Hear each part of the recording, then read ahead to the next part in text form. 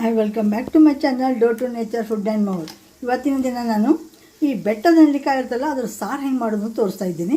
ಅದಕ್ಕಾಗಿ ಒಂದು ಸಣ್ಣ ಮಸಾಲೆ ಹುರ್ಕೊಳ್ಳೋಣ. ಈಗ ಇದಕ್ಕೆ ಏನು ತೊಗೊಂಡು 1.5 ಸಣ್ಣ ಸ್ಪೂನ್ಲೆ 1.5 ಸ್ಪೂನಷ್ಟು ಹವೀಜ, 1 ಸ್ಪೂನಷ್ಟು ಜೀರಿಗೆ, 1 ಸ್ಪೂನು ಕಡಲೆಬೇಳೆ, ಅರ್ಧ ಸ್ಪೂನು ಉದ್ದಿನಬೇಳೆ, ಇಷ್ಟು ಒಂದು ಸ್ವಲ್ಪ ಮೆಣಸು ತೊಗೊಂಡ್ಬಿಟ್ಟು ಇದನ್ನು ಚೆನ್ನಾಗಿ ನಾನು ಏನು ಮಾಡ್ತಾಯಿದ್ದೀನಿ, ಈಗ ಹುರಿತಾ ಇದ್ದೀನಿ.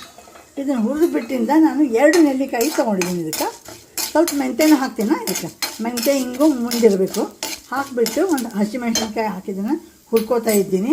ಇಲ್ಲಿ ನೋಡಿ, ಹಸಿ ಫ್ರೆಶ್ ಕೊಬ್ಬರಿ ತುರಿ ಮತ್ತು 2 ಬೆಟ್ಟದ ನೆಲ್ಲಿಕಾಯಿನೂ ತೊಳೆದ್ಬಿಟ್ಟು ಇಟ್ಕೊಂಡಿದ್ದೀನಿ, ಎಲ್ಲ ಕಟ್ ಮಾಡಿ ಇಟ್ಕೊಂಡು. ಈಗ ಇದಕ್ಕೆ ನಾನು ಹುರಿದಿಂದ ನಿಮ್ಗೆ ಮಸಾಲೆ ಹೆಂಗೆ ಬಂತು ಅನ್ನೋದು ತೋರಿಸ್ತಾ ಇದ್ದೀನಿ.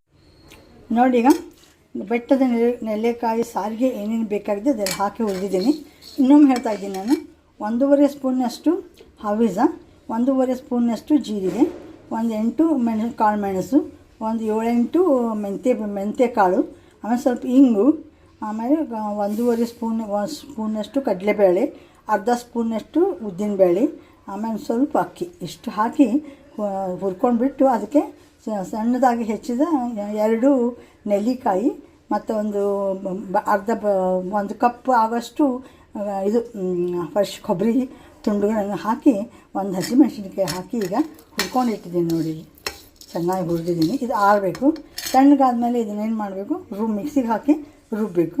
ರುಬ್ಬಿದ ಇದನ್ನು ಮಸಾಲೆ ಅಂತೂ ರೆಡಿ ಆಗ್ತದೆ.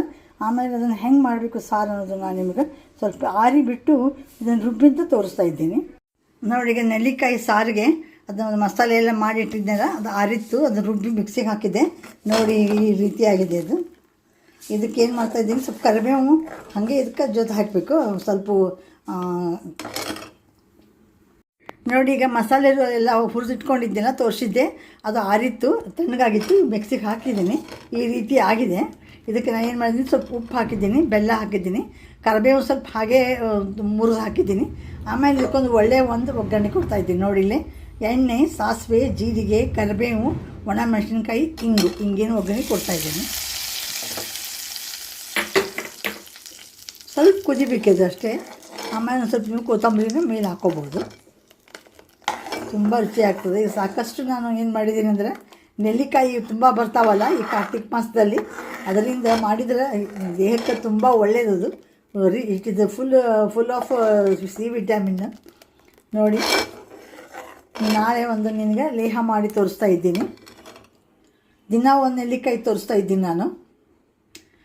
ನಿಮಗೆ ಚಲೋ ಅನಿಸಿದ್ರಿ ಈ ಸಾರು, ನನಗೊಂದು ಲೈಕ್ ಮಾಡಿ, ಶೇರ್ ಮಾಡಿ, ಕಾಮೆಂಟ್ ಮಾಡಿ, ಸಬ್ಸ್ಕ್ರೈಬ್ ಆಗಿ.